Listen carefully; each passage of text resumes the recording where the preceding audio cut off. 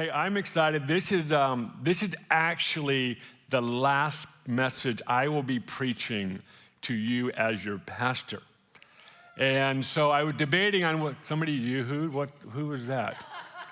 That was weeping.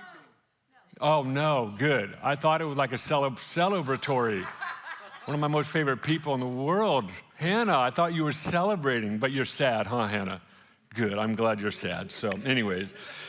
But I was debating on what to title this message. For those of you that are Lord of the Rings fans, I thought about calling it Fly, You Fools. But if you're not familiar with Lord of the Rings, that doesn't sound awesome, and you'd be like, what kind of message is this? So I'm not going to call it Fly, You Fools, but in some sense, that is what I want to be Gandalf just for a second and say, Fly, You Fools. And it's actually a very complimentary, positive statement. But the title of today's message really is just farewell. I just want to take some time, and this is not our last Sunday, so the next couple Sundays we'll be traveling, but the final Sunday for Candace and I will be January 31. So we will be here for that, and we'll share a few things from our heart. But this is actually officially the last sermon that I will preach as your pastor. And I'll tell you why I'm actually looking forward to that. So when you hear me again, I will probably be that crazy uncle. And who comes back and will antagonize, will poke, and then I can go, and then you guys have to deal with it all. And I think I will enjoy that very much. You might see another part of me come out. And as I was preparing this morning, I was debating, should I do a farewell or a timely message? And I chose farewell because crazy uncles love to give timely messages. They love to just give these messages. And so the next time I share with you will actually be, I don't know if I'll be crazy uncle. I just won't be this guy. I'll be someone else. But honestly, the last 3 or 4 months had been a mixture of grieving, sadness, and a little bit of anger, as well as wonder and dreaming, and really just an excitement for what's ahead. And I have learned a lot in the last couple of years of my life, specifically just being vulnerable and real and honest with the process. And there's no joke, the last few months has been a process. The last year has been a process. But I just want to be real with you guys on that. But I also, for the record, I want to let you know, Candace and I are very excited about the future. We are in a really good place. We're not in a depression state. We're not in a low space. We went there for a little while just to work through the process, but we haven't set up camp there. And we're actually in a really good space, and we want to just invite you guys into our own process of we're actually very excited about what's ahead. We're looking forward to it. We don't know fully where. We're still looking for a city, and we're going to find a city, but we are definitely excited and looking forward to what God is going to do for just this house, but also for us as we step out.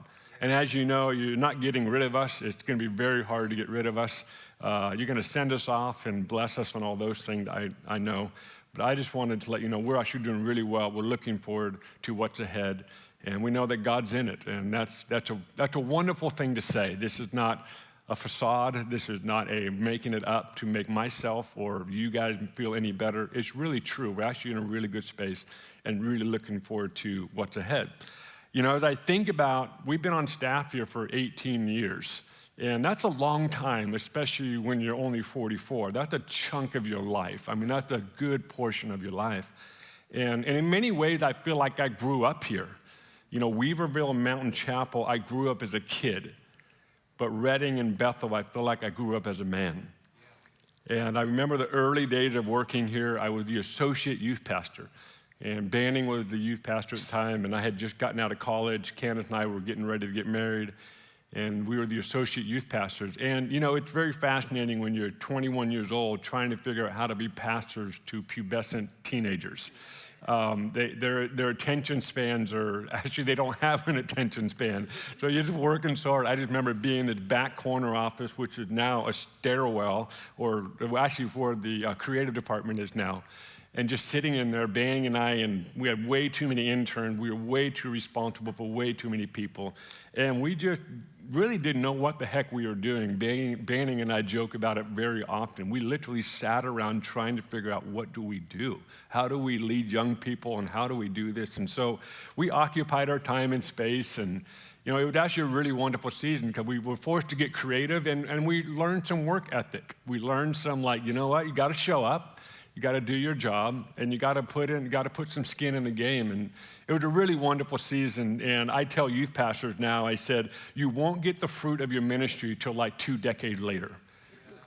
When you work with young people, don't expect much fruit.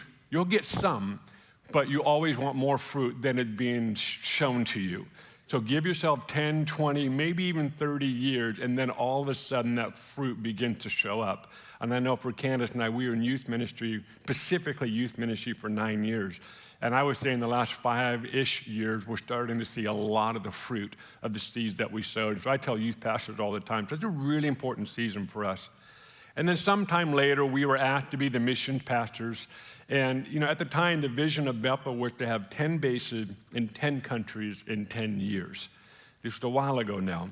And although that model would actually became non-existent, that model. Over a period of time, we realized that model did not actually contain what the Lord is actually doing, because it was more than 10 nations, and it was not just a base, it was more relationships and influence. And so that was quite a journey. And I'll tell you what, one of my greatest privileges in life is working with missionaries. I mean, this is a person or a group of people that have surrendered the comforts of whatever nation they are from to go be with the people and a culture that is foreign to them, and to give their life to see the gospel of Jesus be expressed.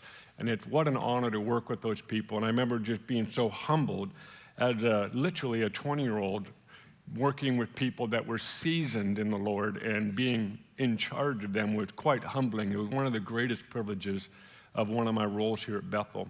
And I was also in charge of the missions trips. Now, at the time, there was about 8 trips a year. And in about a 3-year span, it went from 8 trips. The next year was 11 trips. And then things started to double around here. Everything just exploded. So 11 trips became like 20-something trips. And then the next year, I think it went to 47 trips. So in 3 years, it went from 8 trips to almost 50 trips. And so that's a unique spot to be in charge of, because the infrastructure was non-existent to handle 50-something trips, let alone the money, the people, and all of that. And so it's a really wonderful experience for me just to learn how to build systems and processes and budgets.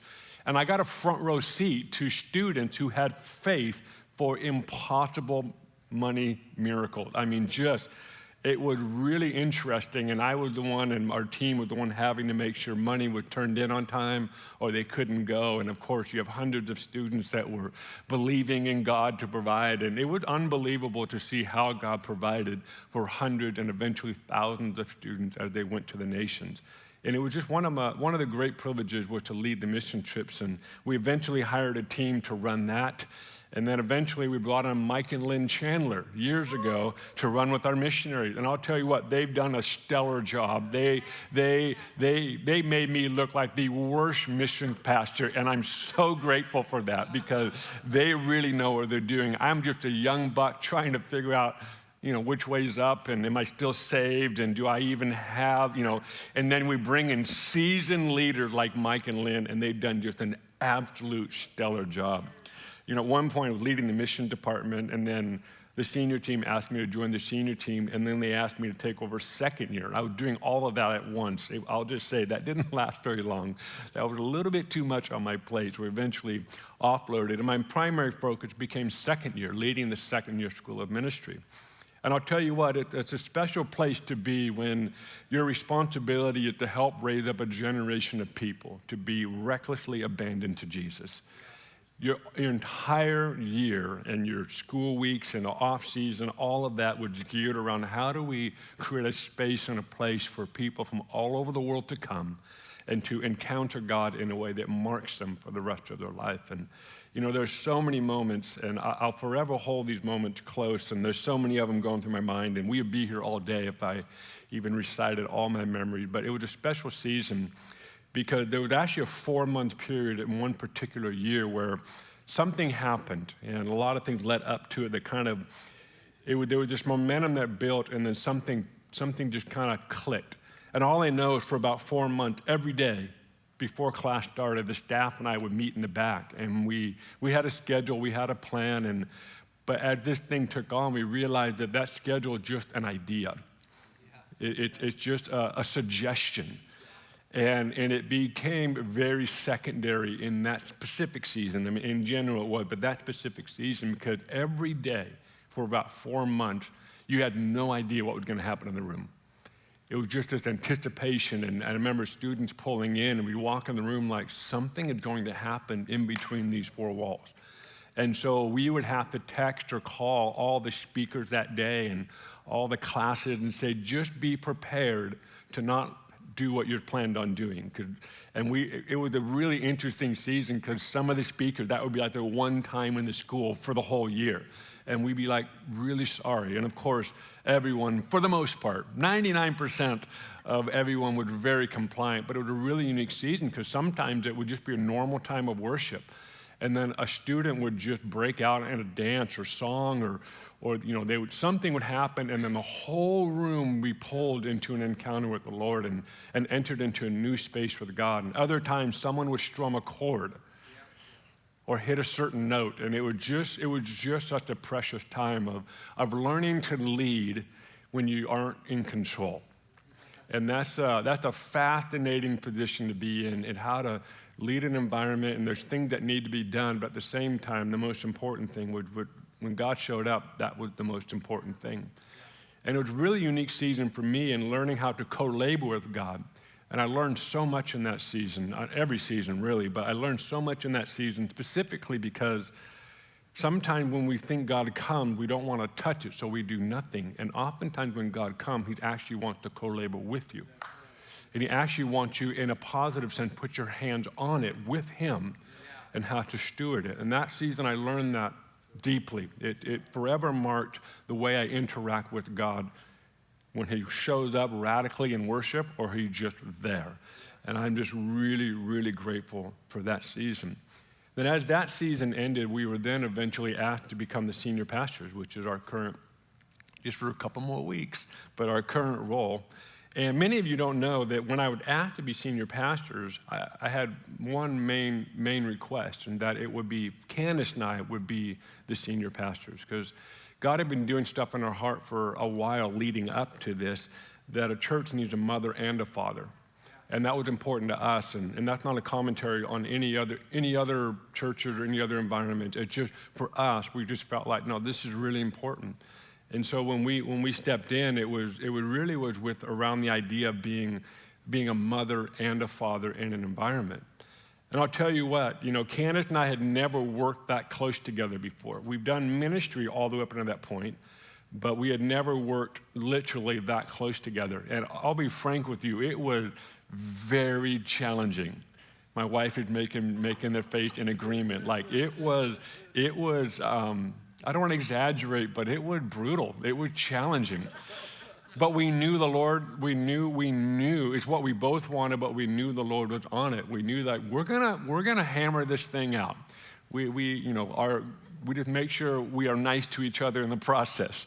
And it really was a unique season for us. And I think I had to learn the most because, I'll just leave it there. I think I had to learn the most.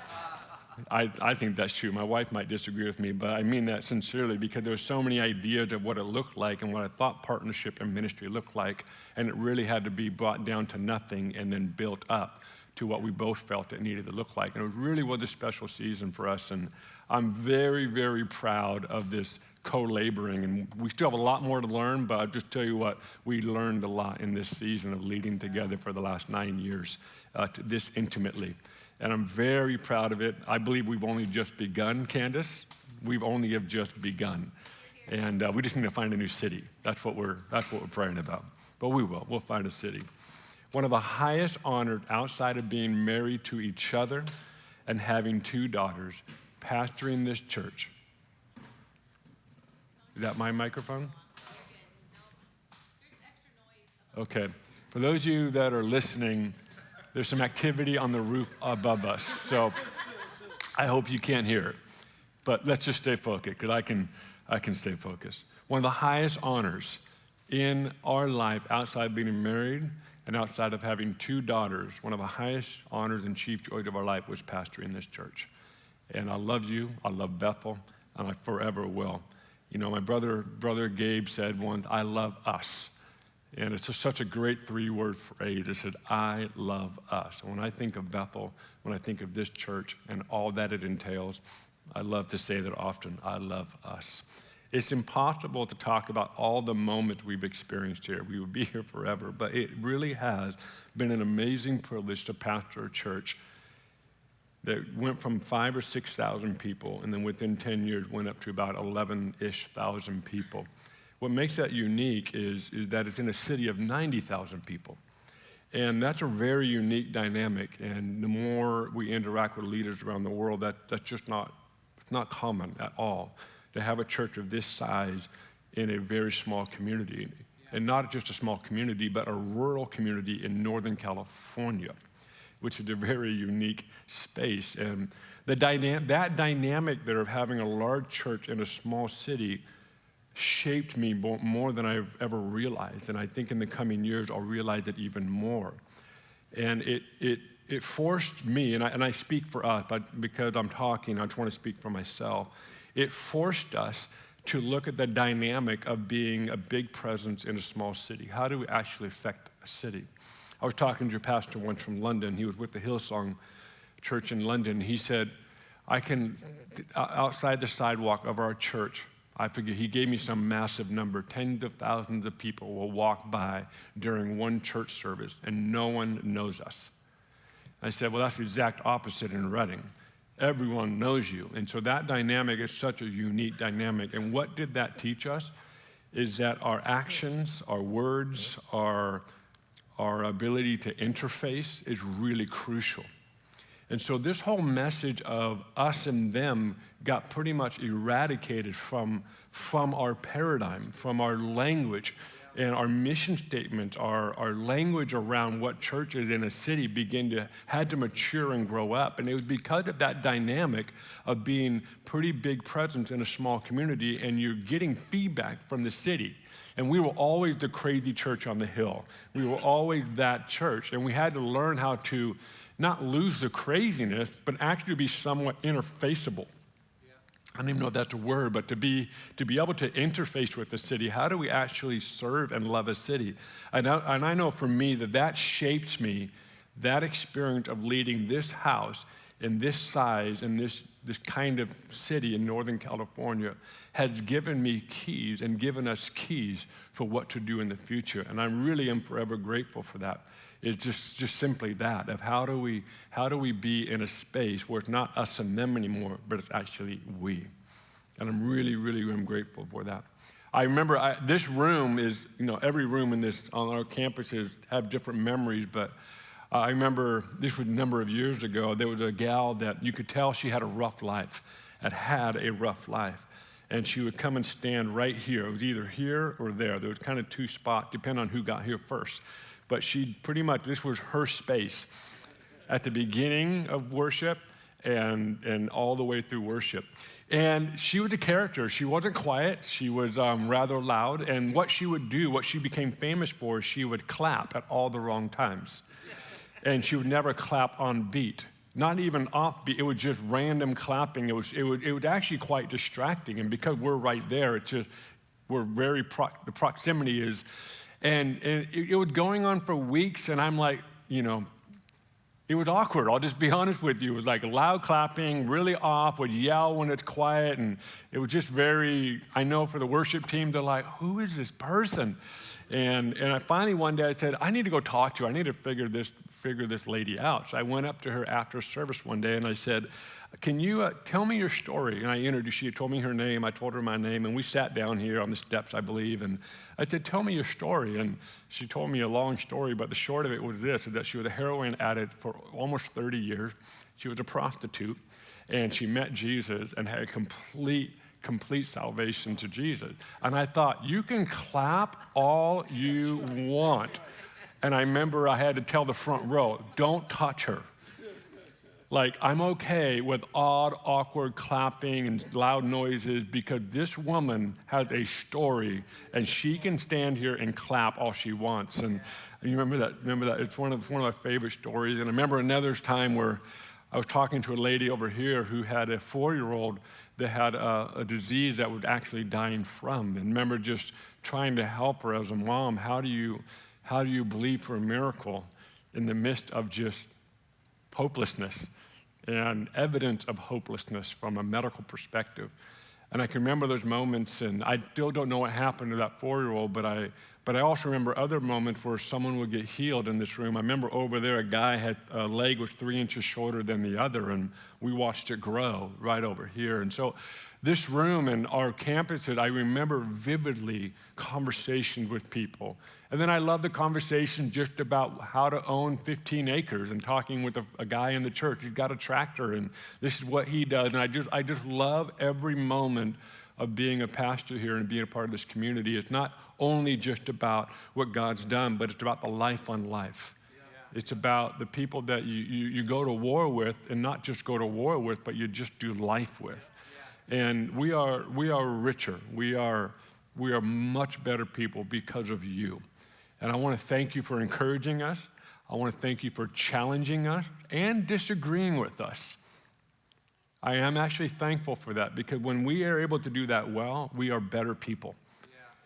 Yeah. And you found us in all the, you always find us in the aisle at Trader Joe's, or actually every establishment in this county, you find us. And I just want to say thank you, Bethel Church, for championing us, believing in us, and for disagreeing with us, and for coming alongside of us. And we know that we can leave and go into the next phase of our life as better people because of you. For the remainder of our time this morning, I want to give some final charges, at least for this time. And I'll be the crazy uncle next time I'm up here, and so we'll have a lot of things to talk about. And I am looking forward to that. I believe in this community and the mission of this church more today than I did decades ago. It's pretty remarkable when you stop and think about the fact that God invites us to be a part of his plans of what he wants to do. And let's never lose sight of that. Let's never put ourselves above that. Just simple truth that God actually said, I want you to be a part of what I'm doing in the earth. And I believe Bethel has a part in that, obviously. So there's a few things I just want to leave you with that are just things that we've talked about before, but they're very important to me, and I want to leave them with you. I want to encourage you to gather because of Jesus. Be willing to be engaged with each other and avoid only gathering with people that have the same opinion as you. And this is probably very relevant right now in this climate and what's happening around our nation, not just in the last week, but just for a while now, is that it's very easy, it's human nature to point fingers and demonize and spiritualize our actions and demonize others' actions. It's the human way, and we're better than that. We're a redeemed humanity. And I want to encourage us as the church, make sure that we continue to gather because of Jesus. Because if we lose sight of that, then that community will only become one dimension instead of becoming multidimensional. And I want to challenge you, this is a big deal, and we learned some big lessons over the years at the church. But one thing I want to bring into this conversation is, many of you know of the Good Friday service that we've done for many, many years. And if you're wondering what we're doing with that, I don't know. You have to talk to the other pastors now. That's their job and their responsibility. But we made it a primary purpose that we would gather around the cross, and that was it. And that was one of the main ways we were able to gather hundreds of different churches and thousands of people every Good Friday and worship together. And it was some of the most beautiful moments in worship was when that took place. So let's go into a microcosm of that with Bethel. Bethel's unique in the sense that in this room, or if you're watching, we have people on the left side of the aisle, we have people on the right side of the aisle, we have people in the middle, we have people that are very affluent in life, and we have people that are still working through some really challenging things in life, economically, socially, etc. We have a very diverse opinion environment, and what protects that, or what enables that, or what will continue to enable that is if we gather around Jesus. Yeah. And I believe the coming days we'll have to fight hard to protect that. It's already been a lot more work and testing in this season, but I want to just appeal, and I want to implore, if you will, exhort this church to fight hard to gather around Jesus. And then individually, what you can do is not only gather with those that have the same opinion with you as you. This is crucial for the coming days because the enemy is doing a really good job in the world system today of bringing mass division. And he's also working hard to bring division within the church. And it's really important that we remember the purpose of why we gather. It's around the cross. It's around Jesus. I understand there's more to that, but that has to remain the premier, the paramount reason. That has to be the overarching. That's why we're here, because that's the only way the church survives. If the church refuses to do that, and that's not in the heart of this house at all, it'll just require a lot of work in the coming days. So I want to encourage you, remember, we gather because of Jesus. Secondly, if you're not moving forward, then your past becomes your destination. If you're not moving forward, your past will become your destination. They talk about how success is the greatest enemy of future success, of becoming great. I actually think success is the greatest enemy of change. And I want to challenge Bethel as a house. You have to believe there are better days ahead. But you have to also believe change is inevitable. You have to. And this is challenging because there's a rich history here. And it's very easy to just want to reproduce what had already been experienced or learned and put a new name on it, a new brand on it, put some lights on it, and repaint it. And there's nothing necessarily wrong with that. But if we truly want to move into the future, we have to actually be willing to change. And I believe the best days are ahead for Bethel. I mean that sincerely. I'm not just saying that. I mean that sincerely because that's how the Lord works. But I do want to just implore you and appeal to you that change is inevitable. And that if we don't move into the future, we will just become another place where God was. And that's worth it in of itself. But I can't help but think the better days are ahead. And it's going to look different. It's going to look radically different. And we have to be willing to embrace that simple idea of what the future looks like. We have no idea. And oftentimes we pray for new, but what we really mean is pray for something we're familiar with. We can just rebrand it and then we can call it new. When we truly pray for something new, it means we've never seen it before. So that's my second final charge to you, is your future is vital. Don't settle for the past and try hard not to reproduce what has already been experienced. Third thing, and this one's a little bit longer, but I'll try to keep it concise. How we interface and how we engage. Bethel is not the solution to the world's problems. It is to be engaged with the world's problems. Every church or movement eventually struggles with every idea is from God. Because what happens when favor and momentum hit you, it naturally opens up doors that you prayed about or you didn't even know existed. And it's easy to go, oh, God's on all of this. And I want to tell you right now, that's not true. And you can go to the scriptures, you can find it. I just want to challenge Bethel. I believe the future of Bethel is going to have to get very keen and very focused on what is God on and be willing to let go of some things. Because I'm telling you, the future is brighter than our present and our past. So I want to encourage you. This is important for us to realize. And we don't gather at the church. And I told students before in school, whenever I have a chance to speak, and I said, you did not come to BSSM to become right. And sometimes we don't understand. Sometimes we go, I've got it dialed in. I know exactly how to do it. And then we go from this place thinking we are right in just about everything. No. We did not come here to be right. We didn't come to school to be right. We don't gather the church to be right. We came here to learn to be servants. That would be my dream and my ambition, that we gather because we want to be servants in a broken world. We want to follow the path that our leader, Jesus, who gave his life for a broken humanity. He served them. In fact, the entire structure of spiritual authority is upside down. The apostles and prophets are actually beneath the foundation. They're not as much on top. They're actually more on the bottom. You can read this in Ephesians, and so that's not the point today, but I just want to say that we didn't come here to be right. We don't come to Bethel to figure out the only way to crack codes. No, we came here to learn to be servants. And the more the Lord takes us into the future, I believe our ability to serve needs to increase. It's actually how we stay healthy in our walk with the Lord, is we learn to serve more as the anointing and the favor and the momentum grows. So I want to implore you. So forgive me for this analogy, but I love the game of golf. And I'm deeply passionate about the game. I love sports, you all know that. I think I do have I probably have many failures, but one failure I will admit to is that I was unsuccessful in helping Bethel movement become fascinated with sports. I think I made some dent in the conversation, but I'll leave that one alone. That's for another time.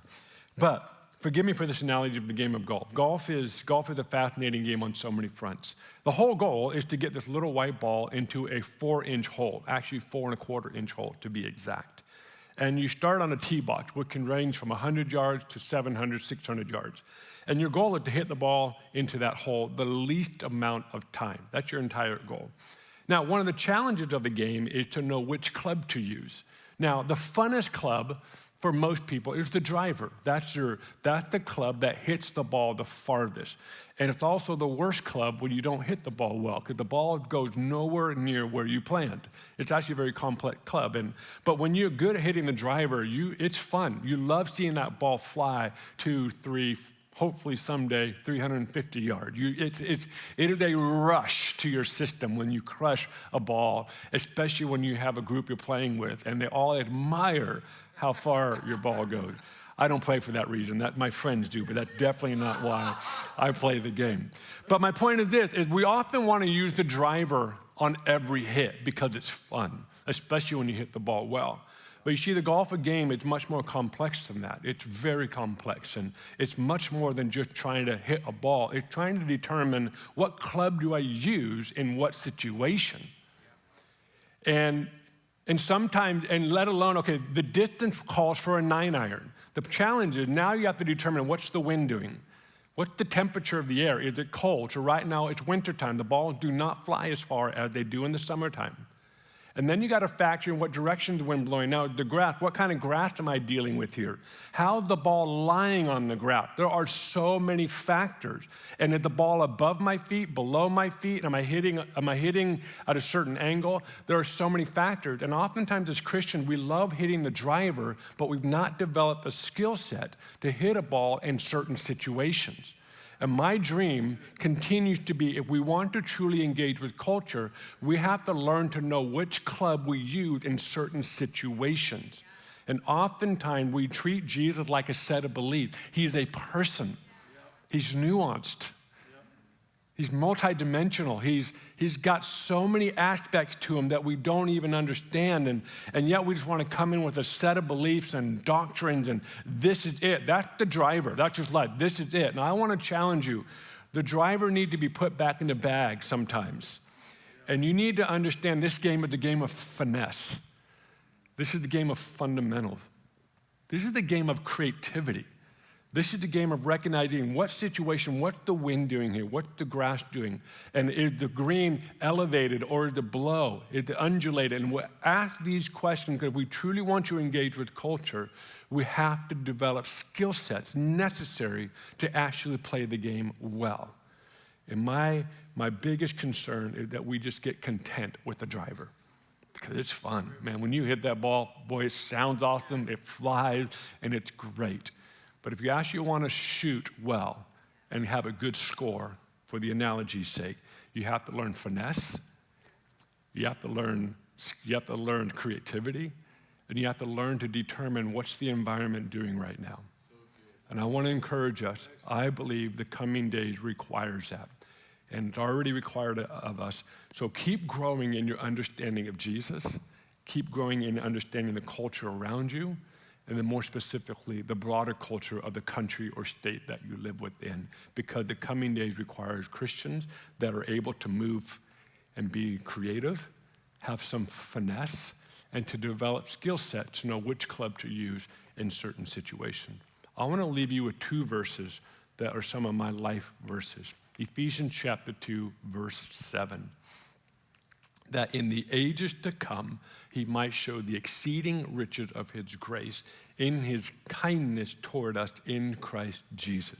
For by grace you have been saved through faith, and that not of yourselves. It is the gift of God. For we are his workmanship, created in Christ Jesus for good works, which God prepared beforehand that we should walk in them. I love this verse because it reminds me that God wants to use you and me to reveal him. That's his intent. That's his plan. I want to use believers. I want to use humans that confessed and gave their life to me to reveal my goodness. It's one of the greatest privileges in our life. Second verse that I want to leave with you is this, Ephesians chapter 3, verse 10. To the intent that now the manifold wisdom of God might be made known by the church to the principalities and powers in the heavenly places. The theme in chapter 2 continues into chapter 3, but what's unique about this is it actually accentuates the multidimensional intelligence of God. I spoke on this just recently about the genius of God. One of my highest things I'm ambitious about, I'm passionate about, is that my life and that our life would be one that reveals the multidimensional intelligence of God. That when people experience us, they don't just experience us, but they ask the question, who's your daddy? Who are you? Because they're experiencing the nuance, the flavors, the colors, the multidimensional aspect of who God is. And I believe that's an amazing privilege for you and I. We said yes to Jesus. He entrusted us with that opportunity and responsibility. Bethel, I love you. I don't have enough words to thank you for everything. I am a better person because of you. You helped Candace and I become better leaders, better people, and you played a huge part in shaping us. Thank you. Our kids grew up here, and they're adults now, and they moved out of the house. They have seen a lot. I am grateful my daughter got a front row seat to the constant display of the power of God. I'm forever indebted for that.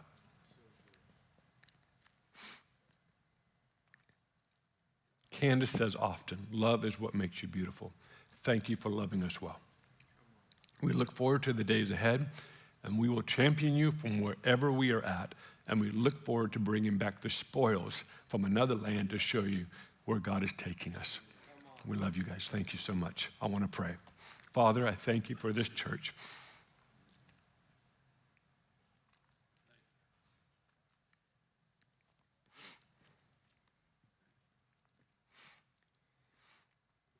Thank you for allowing us to be here for this season of our life. And what a wonderful season it's been. 18 amazing years. I just want to say thank you publicly and obviously personally. Thank you for that privilege. And Father, I just ask that this church, that they'd recognize their best days are ahead. And they be locked in on this reality that you're taking them somewhere. And Father, I pray that all of us would embrace the idea that change is inevitable, and it's going to cause us to be willing to ask big questions because we know you're taking us into something new.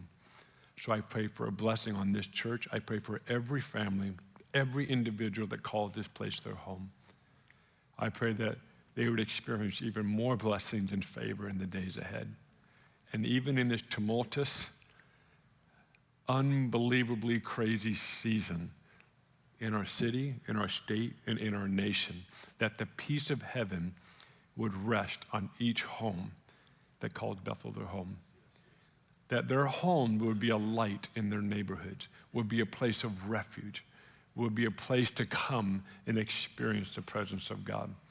I pray for miraculous provision in every area of life. And I pray that even as 2021 has started off rather roughly, I pray that the rest of this year would be an amazing year of experiencing you in new ways that we only have dreamed of, or even in ways we never knew existed. So from Candace and I, from the bottom of our hearts, we bless you and we love you, Bethel Church. And we look forward to the days ahead. Amen. Amen. Thank you guys so much. Bless you.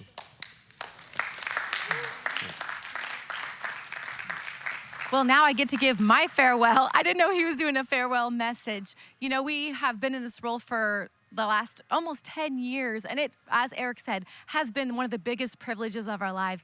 When we moved here in 97, that's the year we got married, was the first time we lived in Bethel, or in Redding, and went to Bethel. I remember having a dream. It was right before Eric and I got married, and in the dream, as I was waking up that morning, this is the picture that I was waking up to, and it was me lifting my hands and screaming the name Jesus, and there were tears. I was screaming. It was the craziest, most emotional feeling that I had ever had, and I was just worshiping, but worshiping to where I couldn't even contain myself, and I woke up. I thought, oh my gosh, I had never had that level of emotion, and it wasn't even just singing. Everything was coming out of me. And what's interesting is coming to Bethel, one of the biggest privileges has been being able to run with such passionate lovers of Jesus. I feel continually called higher in what I give him, the level of surrender that I have, the level of worship. And so I'm just thankful for this house. I'm thankful for everyone who calls this place home. We are, like Eric said, we are better because of you. And at the beginning of this last year, after we'd walked with the Halliganthals, with their young daughter Olive passing away, something got turned inside of our church. And even the levels of worship became so much more vulnerable. And it was just this authentic passion for God rising up, because we just felt even closer to heaven. I remember one night on a Sunday evening, and Morgan was up on the stage, and he went into this haka dance. It's a song and a chant and a chant and a dance.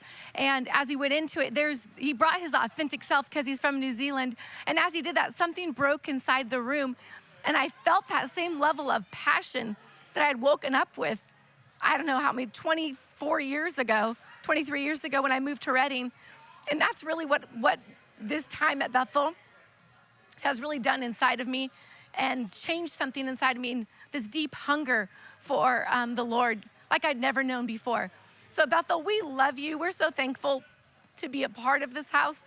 And even as we transition, see, I'm gonna get all emotional now too. I need my own farewell. We love you guys.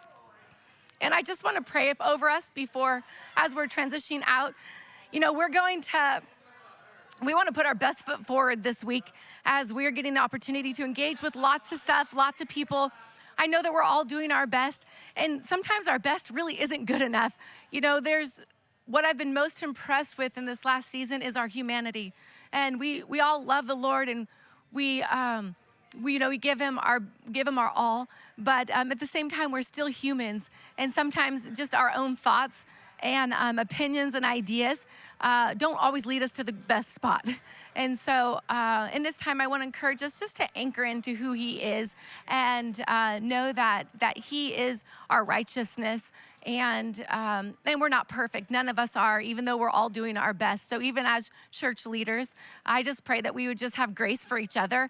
And even as people who are following Jesus, that we would have grace for ourselves and for each other. And this week, anytime that you feel like you want to judge, or you feel this judgment thing rising up because of what someone's saying or what someone's doing, maybe because you don't understand or we fully disagree, I encourage us in that moment that we would ask God, what is inside of us that needs to change? If there's judgment rising up in us, or something inside of us that needs to be dealt with or that needs to be adjusted, because it's never our place to be judgers.